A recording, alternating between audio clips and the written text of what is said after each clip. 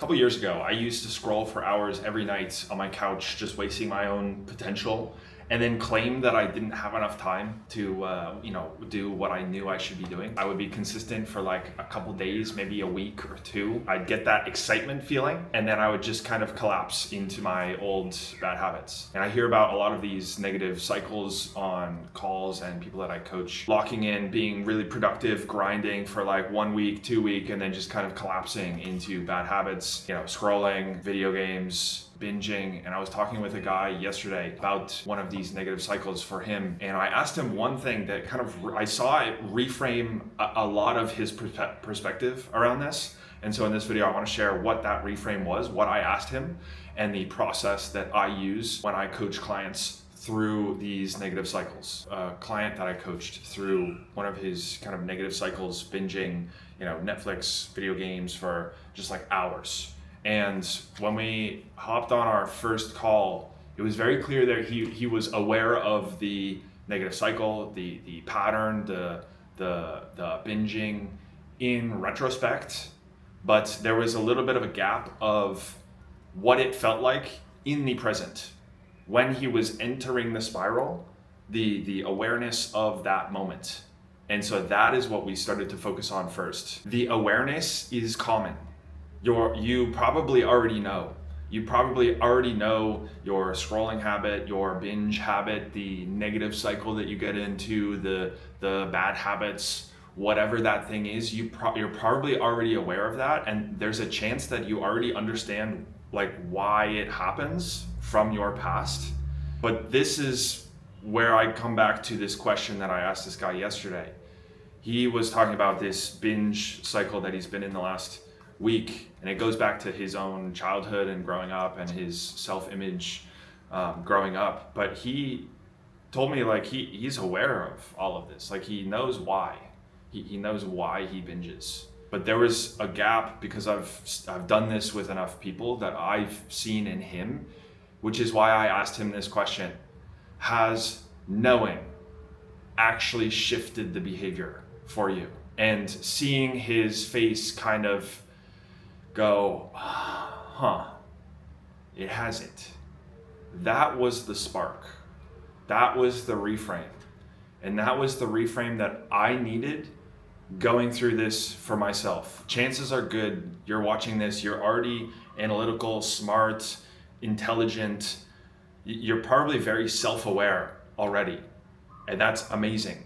But at some point, that desire for understanding, self-awareness starts to hinder you because you think the way through this is just by understanding more, because that is what got you to where you are now, but it's not what will get you through shifting this actual cycle for you. And now I want to talk about the process that I use when I bring clients through actually shifting their behavior around these emotional experiences, the undercurrent, the root emotional pattern that is driving the surface level behavior, the fear of visibility, the fear of exposure, being seen, being witnessed, feeling not good enough, feeling unworthy, all of these things that maybe you are already aware of, but that are being overridden by your brain trying to think your way through, using a strategy, using an awareness, trying to protect yourself from actually sitting and integrating and sitting with that pain. The first step is the awareness. But what I want to make it clear here is there's an awareness of the root, and this is something that happened in a guy that I coached last week. He was kind of aware of like, yeah, I scroll on my phone too much, and I'm kind of avoiding this, but he was still at the surface level. And that's when, at the end of our call, he was like, I've never actually gotten to this depth of awareness of the patterns inside of me. So there's that part of awareness. What is at the root? The emotional experience, the trauma that you went through growing up, the emotional experiences growing up, whether that be things that you remember from your peers, from your parents, cycles that you started to go through as a child, beliefs that you started to hold on to based on these experiences.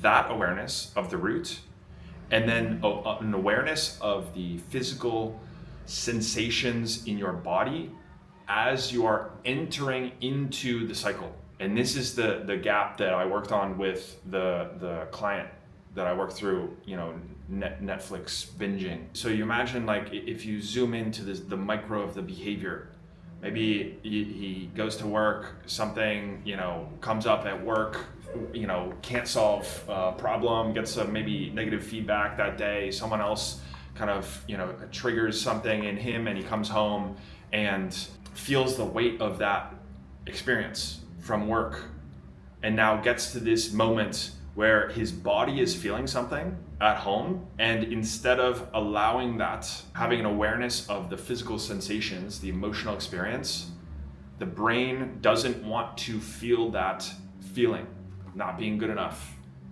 being unworthy, not feeling seen.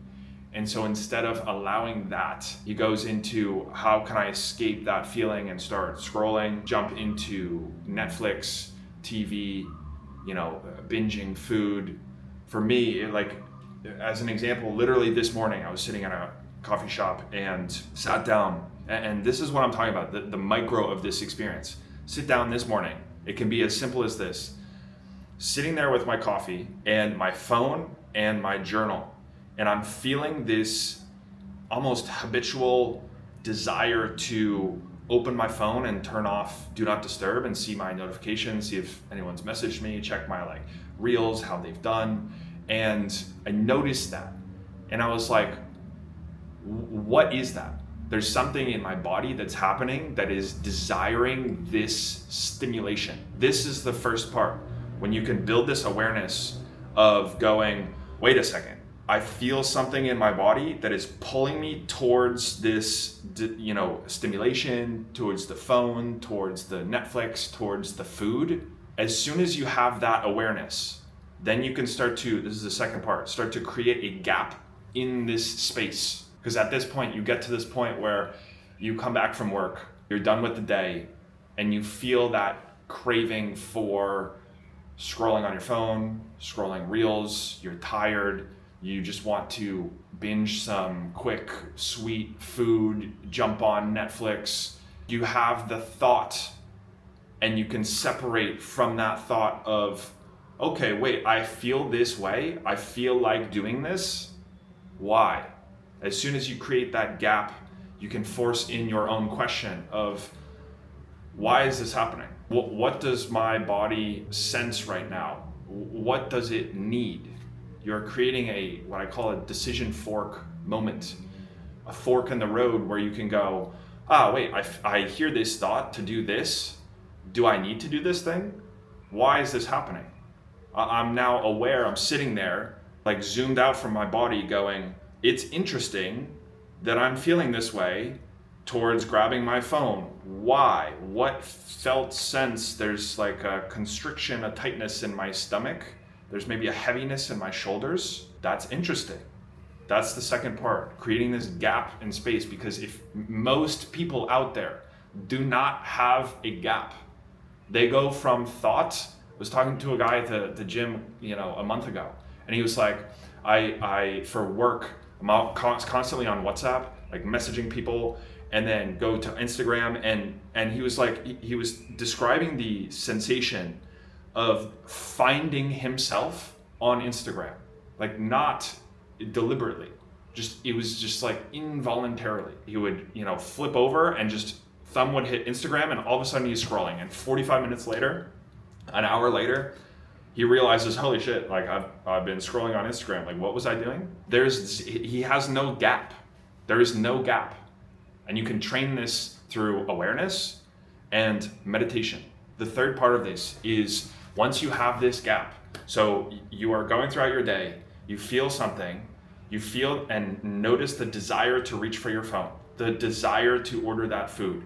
You go, that's interesting. I feel this sensation in my body, this emotion, and it is driving me to do this thing. You've created a gap. Now in that gap, you can ask, why is this happening? What physical sensation am I feeling? And then the third step in this is allowing yourself to feel that feeling. Whatever it is it a discomfort? Are you feeling like you're behind, like you're not good enough, like work didn't go well, and you're feeling some attachment to your own worth in your work's performance? And now you're feeling like I'm not good enough. I need to prove myself better. And that feels painful, probably because of what you went through as a kid. And that is valid. It is okay to feel this. But your brain is going, that reminds me of childhood and I don't want to do that. And so I want to protect myself from feeling this. So I'm going to jump into Netflix and scroll. But once you can have the space, allow yourself to feel this feeling. Allow yourself to sit with, work was shitty. I didn't perform well. I feel like I'm behind. I feel like I'm not good enough. And this desire to prove myself to my parents, to the kids growing up, it reminds me of that emotional experience when I was a kid. And I'm going to allow myself to feel this and not need to change it, not need to run and escape into my phone. I'm just gonna sit with that and bring my awareness, like you do in a meditation, to your breath, to your body, and go, okay, I feel like a little bit of a heaviness in my shoulders. There's a little bit of like a chest tightness right now. And just bring your awareness to that without needing to change it. Because all of this time, you've been trying to change it by doing something, by escaping into your phone. And this is maybe the first time you've allowed yourself to feel what this feeling actually feels like. And while you are here, ask yourself these questions. If it had a voice, what is it telling you? What is it afraid of will happen? And what does it need? And as soon as you can start to do this and build this awareness, it doesn't take a long time.